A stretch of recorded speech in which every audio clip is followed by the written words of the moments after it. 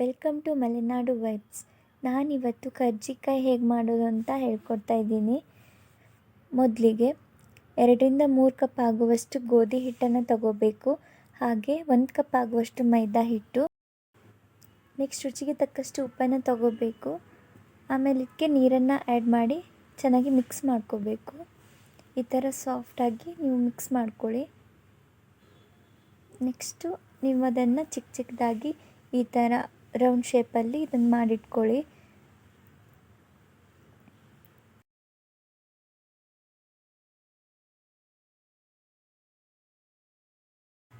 Next ಇದಕ್ಕೆ ಬೇಕಾಗಿರೋ ತೆಂಗಿನಕಾಯಿನ ಈ ಥರ ತುರಿದು ಇಟ್ಕೊಂಡಿದ್ದೀನಿ. ಮತ್ತು ಇದಕ್ಕೆ ಬೆಲ್ಲ ಕೂಡ ಬೇಕಾಗತ್ತೆ. ಹಾಗೆ ಬೆಲ್ಲನ ಈ ಥರ ತಗೊಂಡು ನೆಕ್ಸ್ಟ್ ಅವೆರಡನ್ನು ಚೆನ್ನಾಗಿ ಮಿಕ್ಸ್ ಮಾಡಬೇಕು. ಈ ಥರ ಮಿಕ್ಸ್ ಮಾಡಿ ಇಟ್ಕೊಳ್ಳಿ.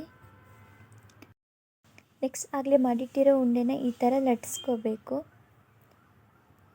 ನೆಕ್ಸ್ಟ್ ಇದನ್ನು ಈ ಥರ ಲಟ್ಸ್ಕೊಂಡ್ಮೇಲೆ ತೆಂಗಿನ ತುರಿ ಮತ್ತು ಬೆಲ್ಲ ಹಾಕಿ ಮಿಕ್ಸ್ ಮಾಡಿರೋದನ್ನು ಇದ್ರ ಮಿಡ್ಲಲ್ಲಿ ಹಾಕಬೇಕು. ಹಾಗೆ ಕರ್ಜಿಕಾಯಿ ಮಾಡೋಕ್ಕೆ 2 ಟೈಪ್ಸಲ್ಲಿ ಮಾಡ್ಬೋದು.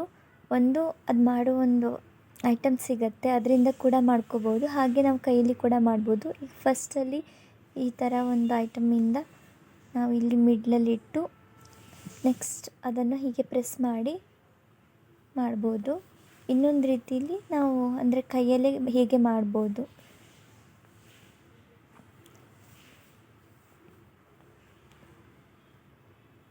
ಈ ರೀತಿಯಲ್ಲಿ ಕೂಡ ನಾವು ಕರ್ಜಿಕಾಯನ್ನು ಮಾಡ್ಬೋದು. ನೆಕ್ಸ್ಟ್ ಮಾಡಿಟ್ಕೊಂಡಿರೋ ಕರ್ಜಿಕಾಯಿನ ಎಣ್ಣೆಯಲ್ಲಿ ಹಾಕಿ ಕರಿಬೇಕು. ಹಾಗಾಗಿ ಎಣ್ಣೆನ ಕಾಯೋಕ್ಕಿಟ್ಟು ನೆಕ್ಸ್ಟ್ ಒಂದೊಂದಾಗಿ ಕರ್ಜಿಕಾಯಿನ ಅದ್ರೊಳಗೆ ಬಿಡಬೇಕು. ಈ ರೀತಿಯಲ್ಲಿ ಅದು ಸ್ವಲ್ಪ ಕಲರ್ ಚೇಂಜ್ ಆದರೆ ಅದನ್ನು ತೆಗಿಬೋದು. ಹೀಗೆ ನಾವು ಕರ್ಜಿಕಾಯಿನ ಈ ಥರ ರೆಡಿ ಮಾಡ್ಕೋಬೋದು. ಈ ವಿಡಿಯೋ ನಿಮಗೆ ಇಷ್ಟ ಆಗಿದ್ದರೆ ಲೈಕ್ ಮಾಡಿ, ಶೇರ್ ಮಾಡಿ, ಸಬ್ಸ್ಕ್ರೈಬ್ ಮಾಡಿ. Thanks for watching.